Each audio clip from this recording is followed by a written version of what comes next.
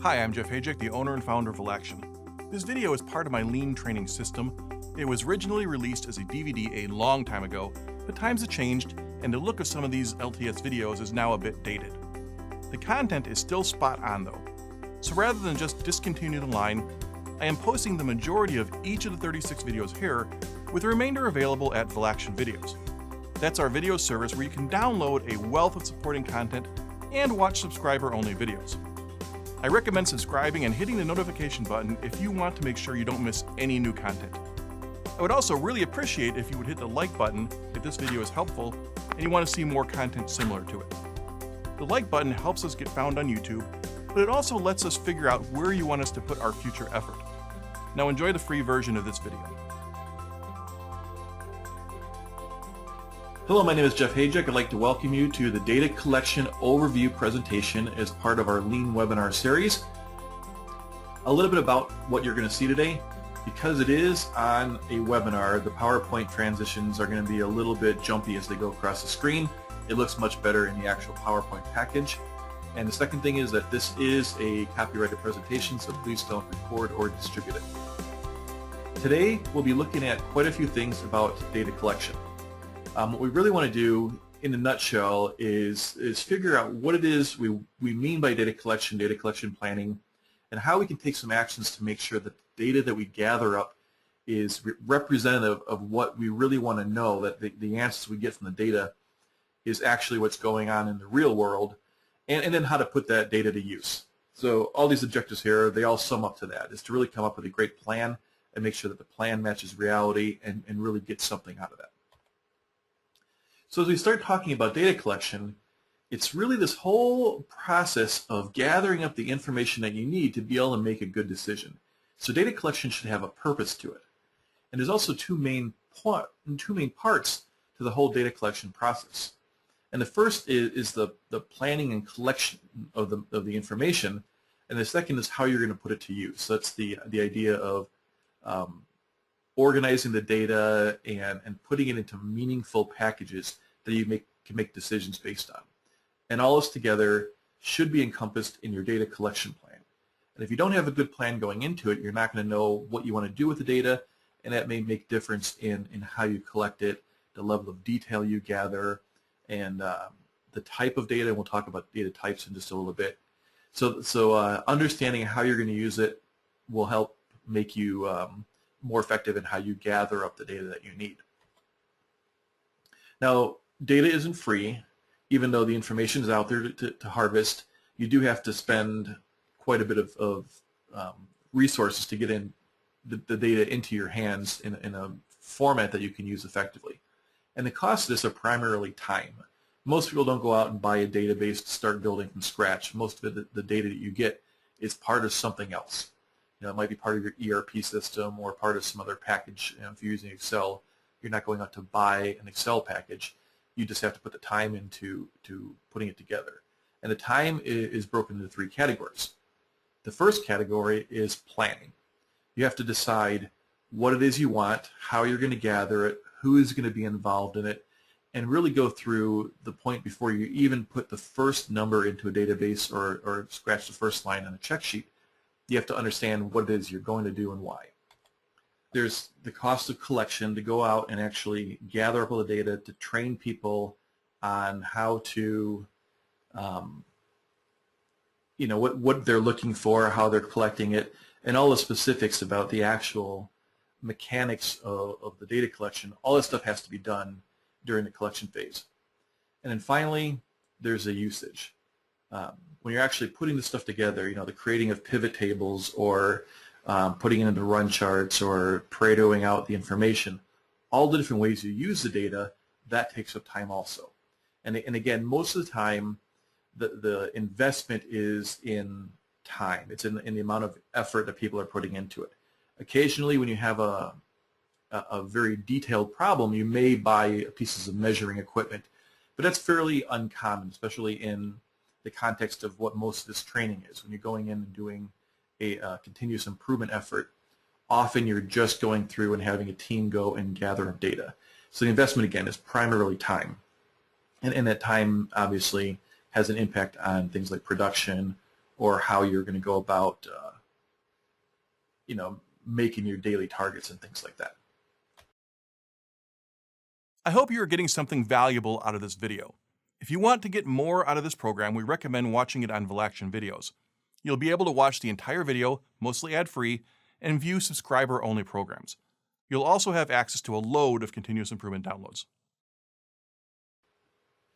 So next question is, now that you've decided to invest the time, how much data do you need to collect? Because obviously there's a cost, and like many things, the more that you get, the more effort you're going to have to put into, and the more time you're going to have to put into gathering of that information. So you don't want to go overboard on how much data. And if you have too little data, what you run into the problem is you might make bad decisions because you don't have all the correct information that you need to really get a clear view of what's happening. Too little data can also extend out your project timeline because you may not have enough of the answers that you want, and you have to go back and gather more. So it's kind of counterintuitive. If you have too much data, you're guaranteed to have a little bit longer, but if you have too little data, you can have those problems that will push you out much further when you hit a roadblock and you have to go back to the drawing board. So too little data can often have that risky effect of pushing your entire timeline out much more than if you gathered up to extra data to start with. And finally, there is extra work to collect more data, and that's what I was talking about, is you have to go back and do this. Often what you find is if you did it all at once correctly and had just the right amount of data, you wouldn't have to go back and retrain people and replan and do all that extra work. So incrementally more data, and in the first place takes a little effort. Going back and gathering data a second time takes much more effort. So you end up with a lot more work in the long run if you miss on how much data you want to get on the low side. Now on the high side, if you collect too much data, obviously you're going to have a lot of stuff piled up that you're not going to use, and it's all wasted time. So if you gather data you don't need, it's just the limited time you have for continuous improvement is going to be wasted. The second thing is, if you gather up too much data and you don't use it, you're going to frustrate your team members. And there's a couple things that people tend to get very emotional about. And one of the things is when they start collecting data and they don't see the results of that data. They don't see anything happen, and they feel like they're already busy and now they're being asked to collect information that's not used. So that's a big issue if you gather up too much data, is that you're going to alienate your team members. You also have to manage all that data that you collect, and the more piles of information that you have that you're sitting on, the more time you have to go about sifting through it. And of course, if you have all that information, sometimes it gets lost in there, and you may end up just not finding it because it gets buried in all the other information that you're sorting through, all those other piles and piles of numbers or checklists or whatever it is you gathered up. If you have too much and you don't have the time to go through it thoroughly, you'll miss some important information. So the key is to get just the right amount. And you find out what the right amount is by really focusing on specifically what are the data needs that you have for the particular project you're looking at. And again, when I talk about this, the way this fits into the big picture of my system is that this is really on continuous improvement efforts. When you're going to go through and you see something where you have an abnormal condition come up, or you have metrics that are driving that have a target associated with that, and you want to hit that target, you'll need to collect up that data. So generally here, I'm talking about some of the smaller data collection needs. But the same principles apply in really anything. If you're looking at marketing and you're trying to figure out potential markets and things like that, you're going to be doing the same basic way of gathering up your data. But as I said here, when I'm talking about this, because it's focused on continuous improvement efforts, one of the tools you're going to have is a charter. And the charter has goals and it has metrics associated with it. And when you have those goals, you need to know where you are, and you need to get information to figure out where you're going to get to. And often that is the data gap that you have. You also have some data in your current processes, so there's some data needs in your current processes. And the big ones that I look for is when there's a lot of if statements, as people are talking about what they do. When they say, if this happens or if that happens, it's a great opportunity to gather up data because you want to understand how often those things happen. So it's good points where you can find information. And again, decision points is another one. Those are basically the planned ifs. If the order comes in from the East Coast versus the West Coast, or if it's a gold customer, or if the customer orders something with some extra components on it or some options, how does that go down the assembly line? So these are the different data needs that you'll have to understand as you go into making improvements. Then there's quality information, and quality information will give you a good view into what you need to fix, because most of the times quality problems are related to process problems.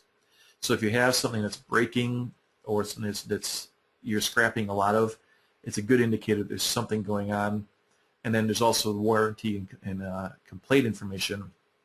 Those are all places where you can go and find out what do you need to know more. So if you're getting complaints about a particular issue, you may have to go down to your factory and figure out what data you need to better understand where those complaints are coming from. So all these different things determine your data needs. As part of the Lean training system this video comes from, we offer a variety of Lean Lego training packages.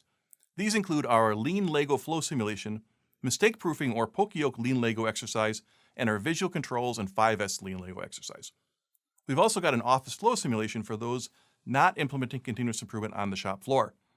Click the links in the description below or click on cards that pop up on this video to learn more. We'll also add links at the end. And then as you start thinking about data, there's really a tree of the types of data that you can have. So data is a pretty broad term, and most people categorize it into two main views. And the first is the quantitative data, and you know where we're going. Obviously, the other one is qualitative. But in the quantitative piece of it, you have the continuous or variable data, and then you have discrete data. So continuous data would be when you say how tall is the person. It can be any number along a scale, and obviously you're not going to have a 40-foot tall person, but anywhere within that range, it could be any of an infinite number of decimals. You can have anywhere along a sliding scale that you're not fixed at what you can choose. Discrete data would be something like how many wheels are on the vehicle that you're looking at, and generally it'll be 2 for a motorcycle, 3 for a 3-wheel ATV, 4 for a truck, 6 for a dually. There's just a finite number of choices. And when you have that finite number of choices, it becomes discrete data. Now on the qualitative side, you have the open questions. And those are when you leave the comment section on a questionnaire. You're going to get a piece of information that doesn't collate neatly. You can't consolidate it very neatly when you ask, how did you like your burger at a fast food restaurant? People are going to put any of a variety of pieces of information there, and it's still data. It's not data that's easily parsed out. But on the other side, you have something called attribute data, and this is when you have a specific, a specific thing from a set of possible answers. And what you'll find is that people often lump attribute and discrete data together.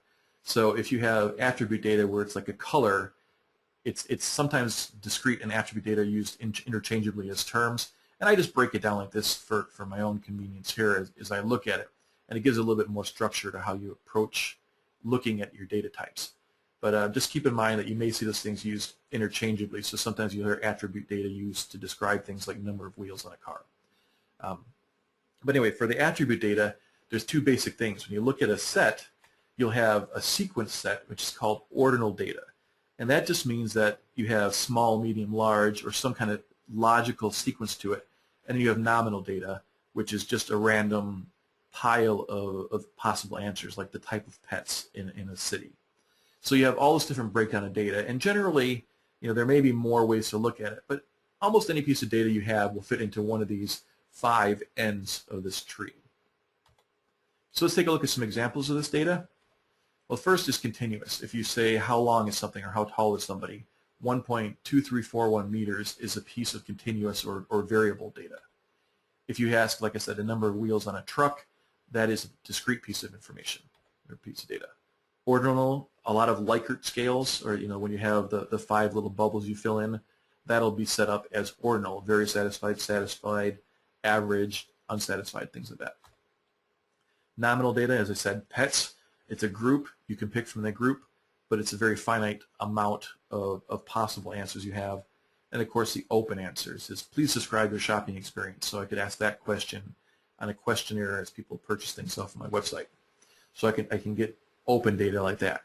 Now the benefit of open data is you don't limit the possible answers a person gives you, but you do have a lot more time that you're going to have to commit to really going through that data and figuring out what people mean.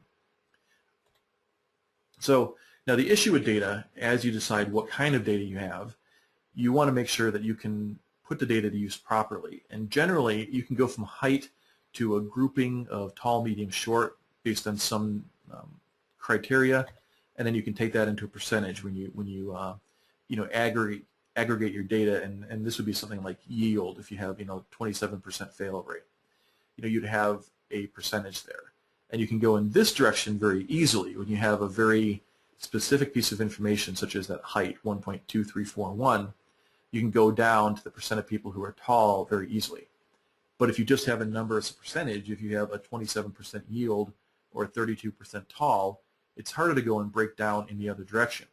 So you can't take a yield number and figure out what the actual averages or readings were, or the distribution of the actual information at the front of it.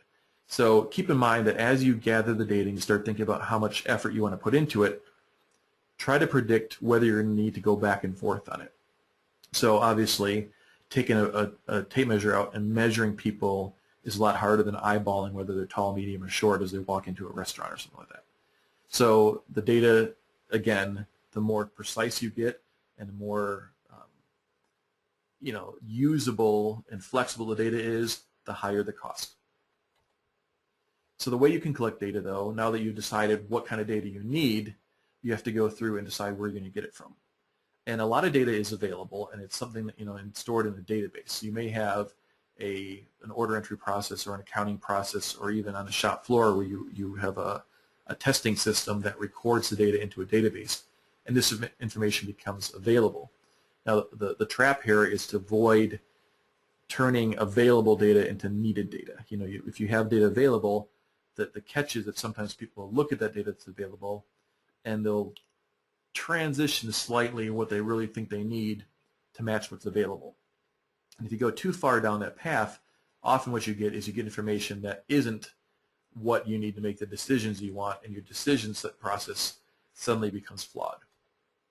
The second way you can gather data is this idea of a traveler. And the traveler is a piece of paper or document that you attach to something else. And as it goes through the process, people add to this piece of information, this piece of paper, and it lets you link a specific set of data to a specific file or product, or even in some cases a person moving through. Years ago, when I first started at West Point, on the first day, you're just overwhelmed by everything. And what they do is they have a little safety pin, and they safety pin a little booklet to your shorts, your athletic shorts, as you're going in there. And as you run around to different locations, they check off what's been completed on your in-processing. And so at that point, I actually had a traveler attached to me, and it collected the data about me as I moved through. So you could be creative in how you attach these travelers to things. Just a thought on that, though. I don't think I would do that onto customers if they're visiting your store, or customers who are using your product. Most people will object to having a piece of information attached to them like that. As far as the next one, logs, you'll often have a log you'll record information about the items that are passing through a point. So if you're an operator at station 12 on an assembly line, you may record a piece of data about every unit that comes by, whether it's good or not, or whether there's a defect, or the size of the hole, or things like that. And this is very commonly used to indicate problems. You use a lot of logs to track quality issues. And a specific type of log is a check sheet. And the benefit of a check sheet over a traditional log is that it's very easy to use. You just make a little check mark and you're done. You don't have a lot of information to put in there. But again, the problem is that you're aggregating the data and you're starting to consolidate it, and you're not having a lot of that variable data that collected that you can actually do more things with. So if you decide to go for a check sheet, make sure that you understand whether or not you're going to have to go and gather more data. And again, if you have a log where you put down a specific number, it takes more time, but when you're diving into it, you can always turn it into something that would come out of a check sheet, but you can't go backward from a check sheet to a log where you collect specific data. Now, I've used the term interchangeably quite a bit here, and I fall into that trap a lot where I call data information. And the fact is data is a little different from information, even though it's commonly used very, very similarly. So data is really something that's a very specific piece of basically information taken without context.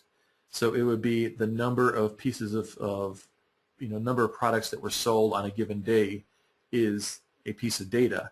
But once you apply that to a trend and you interpret that data, it becomes information. It becomes something that you can now act upon. So information has the idea that you can act on it, and data is just the raw quantities, variables, all the raw stuff before you've put any context to it. And again, the questionnaire results is data. The interpretation of what the most common quality problems is when you start acting on that information, turning that data into something usable. And again, that's the key here, is to take the data and mold it and manipulate it into something that can let you make a decision on, and you turn it into a piece of information that lets you add to that decision-making process that you're using.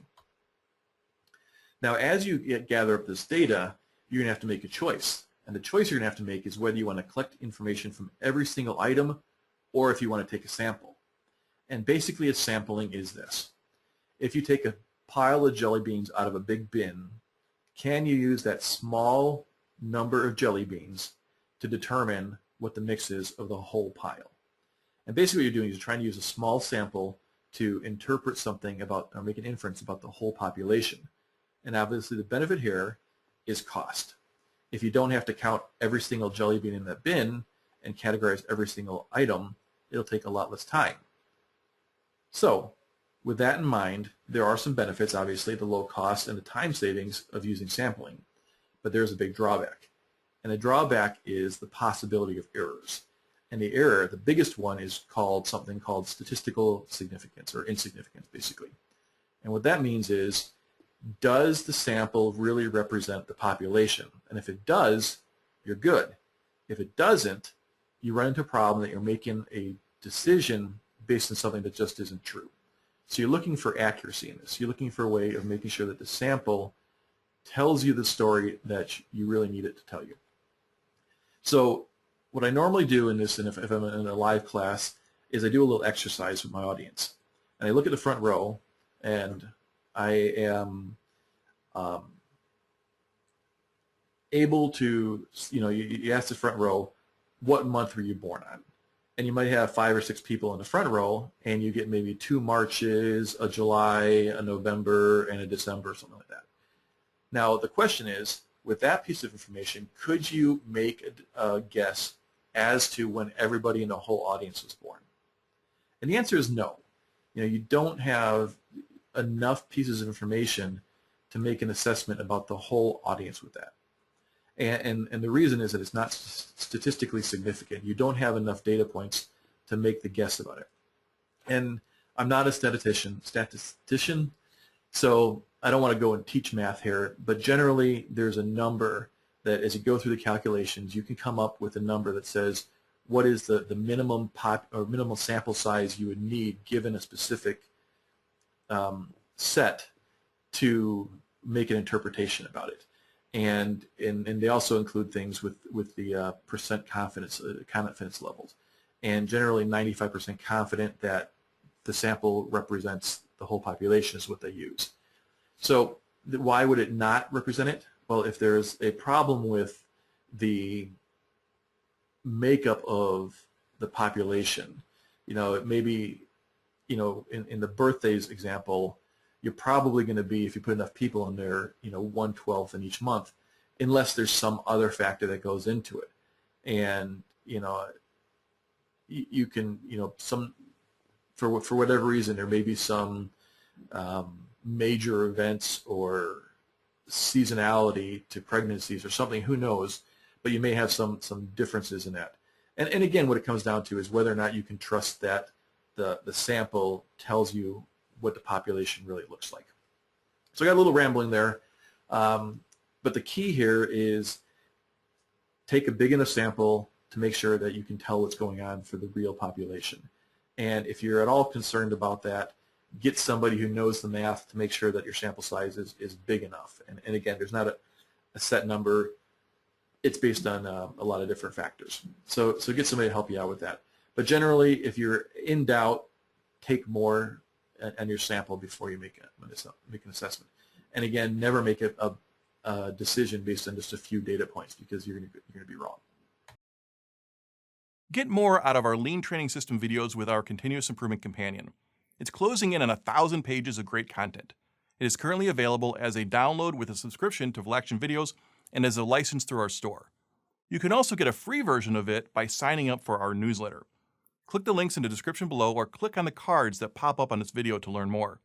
We'll also add links at the end. Now, the steps to collecting data, now that you've got all this information all about what data looks like, let's talk about how to go about creating a plan. And the first thing is you want to identify the goals. So if you go in knowing what it is you want to do, it's going to really focus how you go about gathering and putting all the information together. So go into your data collection plan, your process, with an understanding of what it is you're going to do with it. And again, I said this a couple times, the focus of what I'm talking about here is really on continuous improvement. But in really anything that you do, you're going to have that plan. But if you know specifically what it is you're going after, it makes it easier to create that plan. And with that plan in mind and the goals, you're going to be able to identify what your data needs are. And the data needs are going to come from a variety of pieces. And you're going to have to think about what you have available and try to close that gap and make sure that you're not letting the available data bias what you really need. So I always say identify the needs first and then go through the data plan where you start looking at what you really have. If you go into your planning knowing what you already have, often that will bias how you approach your process. So I do recommend get your goals, decide what data you need to meet those goals, and then go and look for what's available. If you do it backwards, again, you may not get exactly what you really need. And there's going to be a little bit of give and take here. If you have something that's pretty close and you don't think it's going to cost you much to go with what's available, you can save a little bit of time, as long as you make that decision an active decision and you don't just change what you need because of again, what's available.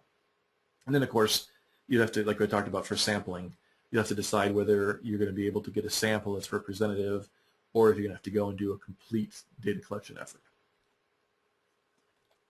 As you move forward, you want to make sure you train the team on the data collection. And it's not just what I'm talking about here in the big picture of what is data, how do you use it. I'm talking about the specifics of you measure from this point to this point on the cable. You know, if you talk about the length of a cable, you may be talking about with the connectors or between the connectors. And you have to give clear information about how you want the data collected and what tools should you use and the physical process of gathering up that information. So, you know, keep that in mind. A big one on data collection for a kaizen or for process improvement is a stopwatch and timing a process. And what you'll find is that if you don't clearly say when you start or when a step starts and when it finishes, people will, you know, different data collectors will vary in whether they start the process when a person picks up the tool or when they start tightening a bolt. You know, you can get a little bit of variation from person to person if you don't have a good data collection plan and if you don't have it trained up well. Then, of course, you go out and collect the data. And when you collect the data, part of the plan is to say when to start, when to stop, how much to take. And after you collect it, you consolidate it, and that's the matter of turning it into, you know, spreadsheets or taking the data off of all your travelers and logs and check sheets and putting it into a format that you can manipulate, whether you put it in a database or you do a manual problem-solving tool of some form, like a Pareto chart or a run chart or something of that nature. You know, you still have to consolidate it, whether it's physical, you know, manual process or electronic. And then finally, you have to use that data. And this is a problem. Believe it or not, often people will collect data over a long period and then not use it. They have this data sitting, they've tasked people to gather, and then they don't actually use it. So I always tell you to use the data. Even if things have changed a little bit, you still want to take a look at it, consolidate, and use it, because sometimes at one point it was important, and there's probably some nuggets in there that you can take a look at. So use the data. This video comes from Velaction's Lean Training System, which takes a module-based approach to learning about continuous improvement. Modules include a PowerPoint presentation and student guides for every video, plus there are many exercises and quizzes as well. There's also a whole host of supporting content in the form of terms in our Continuous Improvement Companion and downloadable articles. Our modules are currently available in our store and as downloads at Velaction Videos. Click the links in the description below or click on the cards that pop up on this video to learn more. We'll also add links at the end. Now, I'm going to step back now and say, now I've already given you the way to do it, I'm going to give you a warning here. And one of the warnings is to avoid bias. Now, bias has a kind of negative connotation to it, but really what it means is, does the data match reality? And there's a lot of different ways you can get bias into a decision, but no matter how it gets into that decision, if you have bias and you're using poor information to make a decision, you're not going to make the right decision. So where does bias come from? Well, the first is, like I said, if you have inconsistent methods, if people are timing, if they're logging down the start and stop of a process differently, you're going to see differences in time that are based on the data collection methods rather than the actual process. Or like I talked about, the cable lengths. If you have one person measuring the whole cable and another person measuring between some connectors at the end of the cable, you're going to get two different humps on your chart because of the addition of the connectors on one and not having them on the other one, and it's going to throw off your data. So you can get bias based on that. The second one is personal bias, and there's the either intentional or unintentional. Now the intentional is when people fake data, and you hear about that every once in a while. There's some story about a scientist or a drug study or something that a person intentionally modified the data, and that's very uncommon. Most of the time people don't do that. You may see some interpretation bias, but when people actually collect the data, generally speaking, people aren't changing it to suit their needs. It's generally not an intentional one. What you generally get on that personal bias is this idea that people see what they want to see. If they feel like quality is really bad, they tend to be much more restrictive on what they let through their work area. If they have a generally optimistic view of quality, they may not be as highly scrutinizing. Or if it's just in the way people collect data, it's going to kind of drift in one direction or the other based on what their personal beliefs are. Now, the second one is you have a measurement system bias. And if you can imagine, if you have a ruler that has a 1/4 inch chopped off the end of it, every data point that you get from that ruler is going to be incorrect. It's going to be biased on the short side. And you also get the issue of the measurement system when you talk about something like a questionnaire or an interview. If you have leading questions, you can also bias it. So if I ask the question, even something like, what do you like about my training, or why is my training the best training on the market, I'm kind of leading that you do like it. And I hope you do, but if I really wanted an accurate interpretation, I would just have a very open type of answer, type of system for gathering up data about that. So you don't want your questions to plant seeds in people's minds about what the outcome should be.